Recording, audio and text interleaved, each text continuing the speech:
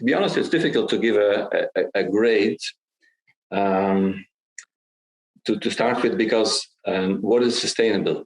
What is the definition of sustainability in the textile and fashion industry is in itself a fairly complicated matter. What I can confirm, of course, is that the importance of sustainability in our industry is growing by the day. That is clear. And we can see there are several, I would say, factors that influence this trend. One is consumer demand. We see in Europe, certainly with the younger generation, there is an increased demand for sustainable products, and that is growing day by day. Second, you should also bear in mind that the European Union is putting increasing pressure on the textile and clothing industry to become more sustainable. So they are establishing standards, restrictions, limitations that push the industry to become more sustainable. And you should also bear in mind that within the industry, there is a lot of innovation, research and development happening to make clothing products, industrial textiles as well, to make them more sustainable. Different use of yarns, different production technologies. So from a technology perspective, also there we see a strong, let's say, development towards more sustainability. And maybe a final element, which is going in that same direction, pushing for more sustainable products, is the Corona pandemic, which has created, I think, a stronger awareness with the consumers, with the society at large, towards more sustainable products. So all those different elements, the consumers, the technology, the legislator, are all pushing the industry to be more sustainable tomorrow than yesterday.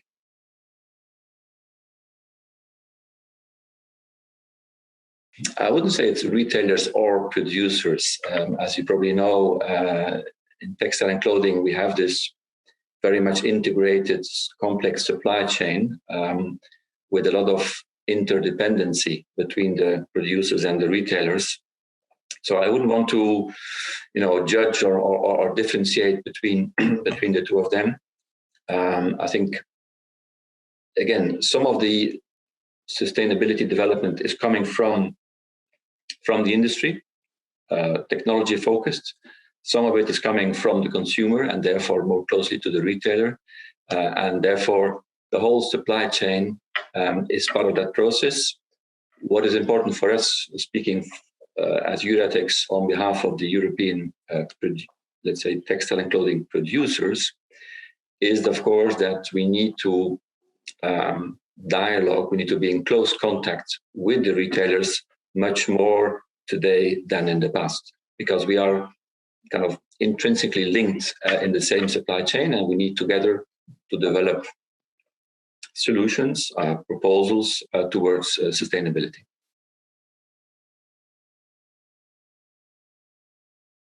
You're right. I mean, the European Union is very active, very actively, let's say, looking into the textile and clothing sector.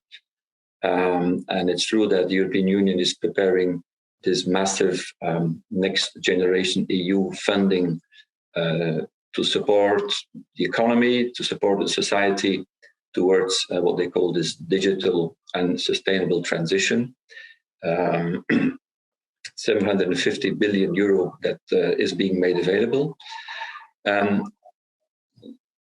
We are, let's say, working hard with the European Commission, but also at the level of member states, to make sure that part of that funding, part of that money will be going into the textile industry.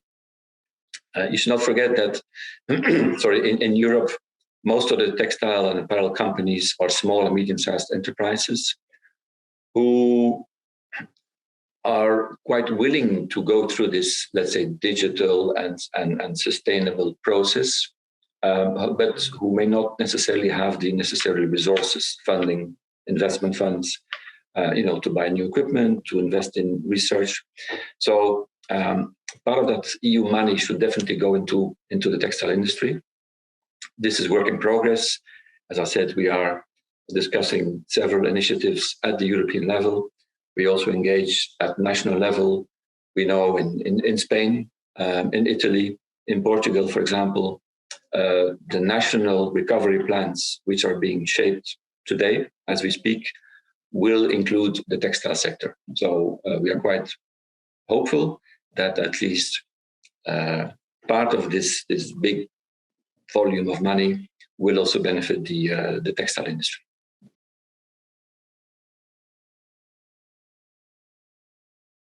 Again, you may be familiar that the European Union is currently working or preparing a dedicated EU textile strategy. It's a communication that will be released before the end of this year, probably in December of this year, which is quite unique. I mean, it's not something that the Commission is doing, every second year. I mean, it's quite unique that the Commission decided to really develop a focused strategy, vision on the future of the textiles industry. Obviously, with a strong focus on sustainability, on circularity. At the same time, the Commission is also rethinking its industrial strategy, a bit post-corona, post-COVID-19. What is the dependency of the European industry? So how can we increase the resilience? How can we ensure that we still have an industry in Europe? So there's a lot of discussion, there's a lot of planning around this, both textile strategy and the wider industrial strategy. We have, as Euratex, I can tell you, we have our shopping list, if you want. So we have developed our vision paper towards this strategy, which includes actually 15 action points. I will not go through them one by one. But basically, what trying to simplify, we need a common European approach towards the industry in terms of setting standards, to try to make sure that we have a harmonized approach within the internal market. So to avoid that, I don't know, Spain would have a different textile recycling policy than Portugal or Finland. So try to have a harmonized approach is important. Trying to balance competitiveness and sustainability, because often sustainability means or may mean an increase in cost. So how do you balance, remaining competitive and becoming more sustainable? And thirdly, among the many points, what is of course very important for the European industry is the global dimension, is to make sure that textile and clothing companies here in Europe can continue to compete free and fairly with partner competitors from Asia, from South America, from the US. So what we call here in Brussels the level playing field. So making sure that everybody plays by the same rules when it comes to environmental standards, social standards, technical standards. So these are some of the, I would say, key points that we are putting on the table here in Brussels, and which we think are fundamental for the long-term competitiveness of our industry.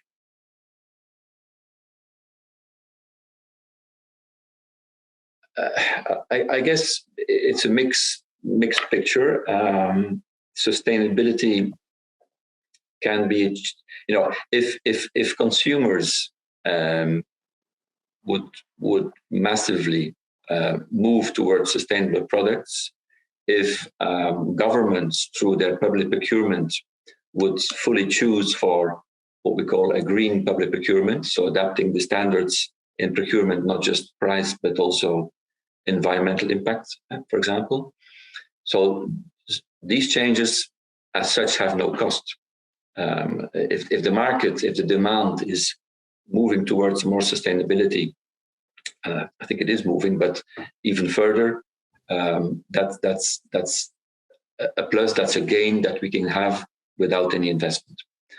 Of course, from a producer, from an industry perspective, this, let's say, sustainable transition implies investment in the production technology, new modern machines, reduce water consumption, install alternative sources of energy supplies, and there we're talking investments. And there, for sure, as we said before, again, European textile and clothing, people think of the big brands, but the production is very much in hands of small and medium-sized companies, often with a long family tradition. They may not have the financial resources to make such investments, and that's why, again, as part of the Euratex vision that we presented recently, we are pleading for some dedicated investment fund for the textile companies, so to help them make this green and digital transition. It certainly will be necessary.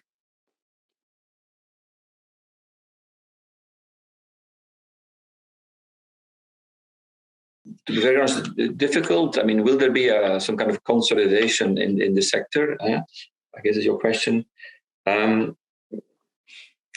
I guess we have seen, let's say, the two trends. On the one hand, there is a bit of consolidation, certainly as a result of the COVID-19 impact. As you know, sales have been dramatically down, certainly last year, especially in the clothing segment. So there's been some consolidation, but at the same time, we see across Europe a lot of local small initiatives popping up, in particular in the, sustainability area, local production, creating kind of local initiatives, sourcing raw material from the region. So it seems to be like the trend going into different directions, some consolidation, certainly, but at the same time, a lot of small local initiatives, which we think should be encouraged, should be supported. And again, it's part of Euratex vision that we need to support entrepreneurship within the textile and clothing industry in Europe much more than we did in the past.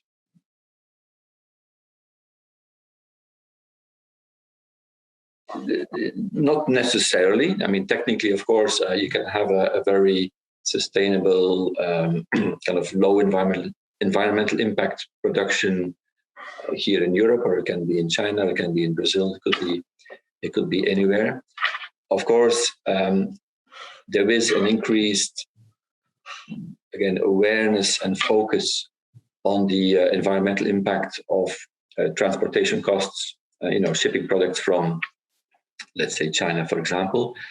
Of course, very much linked to the growing cost of containers that you know very well, I'm sure. So this certainly has accelerated a thinking to bring back at least partially some of the production. So the famous reshoring that is being discussed in the industry is taking place. Difficult to quantify, to be honest. We see it happening, talking to entrepreneurs. By which volume, by which percentage, maybe too soon to say, but we see it's happening. Something that we welcome because it, again, reduces environmental impact when it comes to transportation costs. It also increases the flexibility in terms of responding to changing market demands. If you have to wait several months for your products to arrive, whereas if they are produced nearby or closer to the client, to the customer, obviously that can give you an advantage.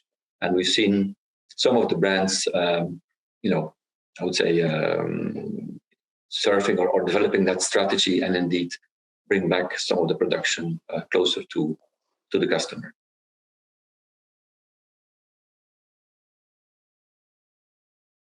Again, come back to our first question. Please define fully sustainable. And actually, we are working on that in Europe to try to, and it's actually very important to objectivize, sustainability. I'm sure in the sector there's a lot of discussion about greenwashing. What is sustainable, what is circular, etc. And there's so many standards, there's so many initiatives. So we need to streamline, harmonize make sure that the consumer better understands, or can better understand, what it means, a sustainable product. Will they be fully sustainable? I think my answer would be certainly from Euratex perspective, we try to help and promote sustainable production within our European industry. We're convinced that it can be a source of competitiveness, because sustainability means quality. And that's what European textile and clothing industry stands for. That's what we want to promote.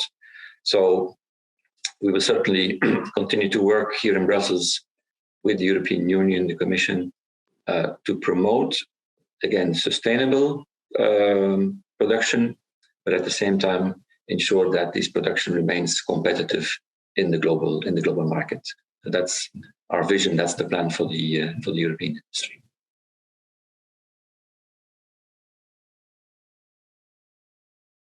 To have a minimal impact on the environment, obviously. Again, for us, sustainability, there is the environmental angle, the use of resources, water, raw materials, etc. But equally important, that's one. Two is the degree of reusability of a product. So recycling, reusability, etc.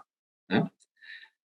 And three, the quality, meaning how long, what is the durability of the product.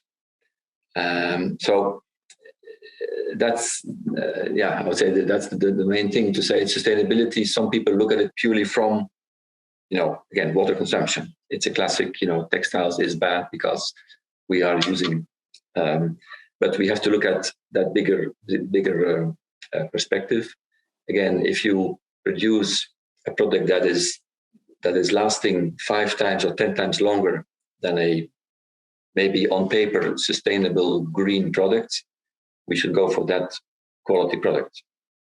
So we need to have a holistic approach towards sustainability, which is sometimes difficult, to argue, to discuss with, other stakeholders who tend to take a very kind of strict, narrow focus on sustainability. So we need to inform, communicate probably more about that. That sustainability is more than just some environmental standards. That's, I would say, the main message.